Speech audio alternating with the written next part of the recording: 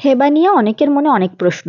কেউ জানতে চান হেবা কাকে কাকে করা যায়, কেউ জানতে চান হেবার রেজিস্ট্রেশন খরচ কত, আবার কেউ জানতে চান পুরো সম্পত্তিই হেবা করা যায় কিনা, ইত্যাদি ইত্যাদি অনেক ধরনের প্রশ্ন। আজকে আপনাদের হেবা সম্পর্কে কিছু প্রশ্নের উত্তর দেব। আসসালামু আলাইকুম, আমি মার্জিয়া তাসনিম সাথী। আজকে হেবা সম্পর্কে আপনাদের বেশ কিছু প্রশ্নের উত্তর আমি দেব। এছাড়াও যদি আপনাদের আরো অনেক প্রশ্ন থাকে তাহলে অবশ্যই জিজ্ঞেস করতে পারেন কমেন্ট সেকশনে বা আমার মেইল অ্যাড্রেসে। প্রথমে আসি হেবা কাকে কাকে করা যায় এবং কাকে কাকে করা যায় না। মহিলা হলে হাজবেন্ডকে, পুরুষ হলে আপনার ওয়াইফকে হেবা দলিল করতে পারবেন। সর্বমোট 14 শ্রেণীর ব্যক্তির অনুকূলে হেবা দলিল সম্পন্ন করা যায়। স্ত্রী স্বামীকে, স্বামী স্ত্রীকে, এই গেল 2 জন।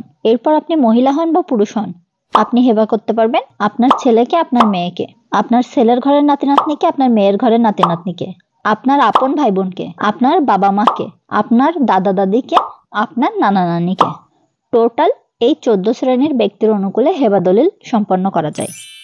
এরপরে আসি, আপনি কি আপনার পুরো সম্পত্তি আপনার ছেলেকে বা আপনার মেয়েকে হেবা করে দিতে পারবেন? জি হ্যাঁ দর্শক, আপনি আপনার পুরো সম্পত্তি আপনি আপনার ছেলেকে বা মেয়েকে বা যে কাউকে, মানে নির্দিষ্ট 14 শ্রেণীর ব্যক্তির মধ্যে যে কাউকে আপনি হেবা করে দিতে পারবেন। হেবানামা দলিলের রেজিস্ট্রেশন খরচ কত? হেবানামা দলিলের রেজিস্ট্রেশন খরচ মাত্র 100 টাকা, যা অন্য সব দলিলের রেজিস্ট্রেশন খরচের তুলনায় অনেক অনেক কম।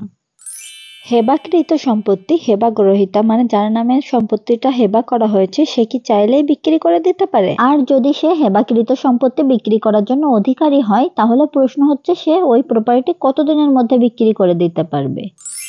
আপনার পিতামাতা বা ভাই বোন কেউ যদি আপনাকে হেবার মাধ্যমে সম্পত্তি দান করে থাকে, তাহলে যেদিন আপনার নামে সম্পত্তি হেবা করা হবে আপনি চাইলে তার পরদিনই বিক্রি করে দিতে পারবেন। কিন্তু সেক্ষেত্রে আপনাকে কিছু ক্রাইটেরিয়া ফুলফিল করতে হবে, যেমন ওই সম্পত্তির মিউটেশন বা নামজারি অবশ্যই আপনার নামে থাকতে হবে। তাহলে আপনি চাইলে হেবাকৃত সম্পত্তি যে কোনো সময়ই বিক্রি করে দিতে পারবেন।